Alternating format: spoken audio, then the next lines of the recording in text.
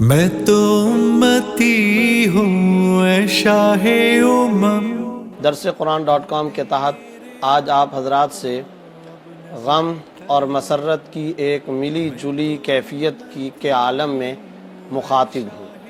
ایک طرف صدمہ، دکھ، پریشانی، غم کا معاملہ ہے اور دوسری طرف اسی کے ضمن میں ہوا کا ایک تازہ جھونکا، فرحت، مسرت اور خوشی کی ایک تازہ لہر کی کیفیت بھی آنکھوں کے دل دماغ کے سامنے ہے۔ غم اور صدمے کا معاملہ تو یہ ہے کہ یہ مملکت خداداد پاکستان جو دراصل حضرت محمد الرسول اللہ صلی اللہ علیہ وسلم کے نام پر حاصل کی گئی تھی، قائد اعظم محمد علی جناح مرحوم اس وقت تحریک پاکستان میں لگنے والے علماء کرام، زندگی کے مختلف شعبوں سے تعلق رکھنے والا ایک ایک فرد اور اس وقت تمام کے تمام مسلمان اس مملکت کو صرف اور صرف محمد مصطفیٰ صلی اللہ علیہ وسلم کے نام پر حاصل کر رہے تھے۔ ہر ایک کے دل دماغ میں یہ بات کوٹ کوٹ کر کے بھری ہوئی تھی کہ اس مملکت خداداد پاکستانی ریاست کے اندر محمد عربی صلی اللہ علیہ وسلم کا نام ہوگا اور ان کا نظام ہوگا۔ نظام مصطفیٰ، پاکستان کا مطلب کیا؟ لا الہ الا اللہ۔ پاکستان کا مقصد کیا؟ محمد الرسول اللہ۔ یہ وہ بڑے بنیادی اہم ترین مقاصد تھے جن کو سامنے رکھ کر کے یہ مملکت حاصل کی گئی تھی۔ کبھی دل میں یہ بات آ ہی نہیں سکتی تھی، کبھی اس کا تصور بھی نہیں ہو سکتا تھا کہ جس ہستی، جس محسن انسانیت صلی اللہ علیہ وسلم، رحمت عالم صلی اللہ علیہ وسلم کے سائبان کے سائے تلے ہم نے یہ ملک حاصل کیا، اللہ نے ہمیں یہ نعمت خداوندی عطا فرمائی، کیا اس ملک کے سوشل میڈیا پر، کیا اس ملک کی چار دیواری کے اندر، کیا اس ملک کے بارڈرز کے اندر، کیا اس ملک کی حدود کے اندر ایسے گستاخ بلاگرز بھی پائے جائیں گے، ایسے گستاخ دریدہ دہن ملعون افراد کا بدبودار وجود بھی پایا جائے گا جو محسن انسانیت صلی اللہ علیہ وسلم کی گستاخی کر کے ہمارے مسلمانوں کے اور ہمارے دلوں کے جذبات کو مجروح کریں گے؟ اس کا کبھی تصور نہیں ہو سکتا تھا۔ یہ مملکت دراصل محمد الرسول اللہ صلی اللہ علیہ وسلم کے نوکروں اور غلاموں کی مملکت ہے۔ قائد اعظم محمد علی جناح مرحوم، اس وقت کے تمام مکاتب فکر کے علماء، ایک ایک مسلمان گنبد خضرا کا نوکر ہے، گنبد خضرا کا غلام ہے، اور اسی غلامی کے اندر اس نے یہ ملک حاصل کیا ہے۔ یہ ملک محمد الرسول اللہ صلی اللہ علیہ وسلم کے نام، آپ صلی اللہ علیہ وسلم کے نعلین مبارک، آپ صلی اللہ علیہ وسلم کے جوتے مبارک کی خاک اور دھول کی برکت ہے جو آج اس حالت کے اندر نعمت خداوندی کے طور پر ہمیں نصیب ہوا۔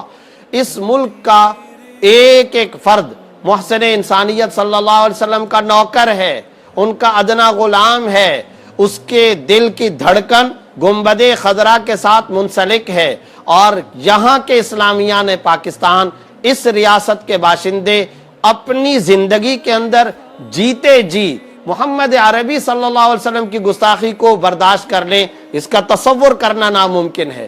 یہ محال تصور ہے، ناممکن تصور ہے، یہ ناممکن، ناقابل برداشت صورتحال ہے۔ ایک طرف ان گستاخ ملعونوں کی دریدہ دہنی حال ہی کے اندر سوشل میڈیا پر بڑھتی چلی جا رہی تھی، بڑھتی چلی جا رہی ہے۔ وہ کس انداز میں گستاخی کرتے ہیں، کیا الفاظ استعمال کرتے ہیں، کیا بیانات جاری کرتے ہیں، وہ ہمارے لیے زبانوں پر لانے کے لائق اور قابل نہیں ہیں۔ نہ قابل سماعت اب وہ الفاظ ہیں، نہ قابل بیان وہ الفاظ ہیں، نہ قابل ملاحظہ اور نہ قابل مشاہدہ وہ الفاظ ہیں۔ میں نے بہت مختصر چند منٹوں کے لیے اس کو دیکھا اور سنا، لیکن میرے دل کی کیا کیفیت ہے، میرے وجود پر کس طرح کی کپکپی طاری ہوئی اور میرے بدن کے بال کس طریقے سے کھڑے ہوئے، میرے دل دماغ پر کس طرح کے جذبات پیدا ہوئے، وہ میں جانتا ہوں، میرا رب جانتا ہے۔ اور یہ کوئی میری بزرگی یا میرا کمال نہیں ہے، اس مملکت کا ایک ایک باشندہ اسی طرح کے بلکہ اس سے زیادہ انتہائی گہرے جذبات محبت رکھتا ہے۔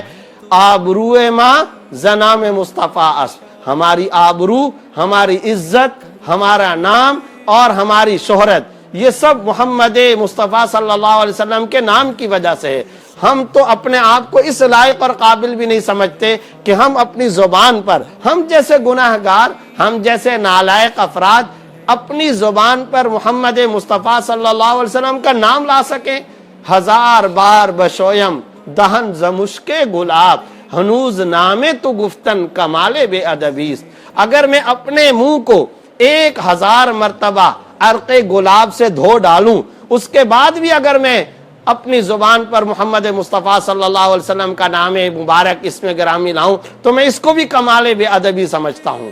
कहा जाता है कि क़यामत वाले दिन मोहम्मद मुस्तफ़ा सल्लल्लाहु अलैहि वसल्लम की शफाअत नसीब होगी। अरे वो तो क़यामत में नसीब होगी। हमारा आज का वजूद, हम आज जो जी रहे हैं, ये रहमत आलम सल्लल्लाहु अलैहि वसल्लम के साहिबान के साए तले जी रहे हैं। ये हमारी कुव्वत समाअत हो कि कुव्वत बसारत व बसीरत, ये पूरी दुनिया की रौनकें, ये पूरी की पूरी कायनात अगर ये है और इसकी ये रौनक मौजूद है, हम जी रहे हैं, हमें जिंदगी नसीब है, तो ये सब सदका है मकीन गुंबद खदरा सल्लल्लाहु अलैहि वसल्लम का। हम रोटी खाते हैं, उनके नाम की रोटी खाते हैं। हमारा वजूद उनकी वजह से है, ये कायनात दरअसल उनकी वजह से है। अगर इस कायनात में मोहम्मद रसूलुल्लाह सल्लल्लाहु अलैहि वसल्लम को पैदा करना, उनको लेकर के आना अल्लाह को मंजूर ना होता, तो ये कायनात ही वजूद में ना आती। एक तरफ इस ममलकत खुदादाद के अंदर इस तरह के गुस्ताख ब्लॉगर्स पाए जाएं और ऐसा गुस्ताखाना मवाद वो अपलोड कर रहे हों, यहाँ की वेबसाइट्स पर, यहाँ की पीटीए के अंदर, यहाँ के सोशल मीडिया के मुख्तलिफ किस्म की के जराए पर वो गुस्ताखाना मवाद नशर करें, भेजें और माना खेज अपनी आंखों के इशारों से नबी अकरम सरवर दो आलम सल्लल्लाहु अलैहि वसल्लम की शान अक़दस में गुस्ताखी करें, बयान के जरिए गुस्ताखी करें, अल्फाज के जरिए से गुस्ताखी करें, जिसके बारे में मैं पहले बता चुका हूं कि हम उसका तज़किरा ना सुन सकते हैं, ना आंखों से देख सकते हैं। एक तरफ ये सूरत हाल हो और फिर कानून की दुहाई दी जाए, तो ऐसे मौके पर ही रियासत को हम मुतवज्जे किया करते हैं। यही वो मौका होता है कि जब हम कानून का दरवाज़ा खटखटाते हैं, अदालत का दरवाज़ा खटखटाते हैं। ममलकत खुदादाद के जिम्मेदार हजरात, अरबाब इख्तदार, अरबाब इख्तियार, मुकन्निना और अदलिया का दरवाज़ा खटखटाया करते हैं कि ए जिम्मेदारान ममलकत, अगर आप इस मौके पर भी हरकत में नहीं आएंगे और ऐसे गुस्ताख ब्लॉगर्स की वेबसाइट्स को, उनके तमाम सोशल मीडिया के जराए को बंद नहीं करेंगे, तो फिर याद रखिए कि इस ममलकत के अंदर कई मुमताज कादरी पैदा होंगे और उनको पैदा होने से दुनिया में कोई नहीं रोक सकता है।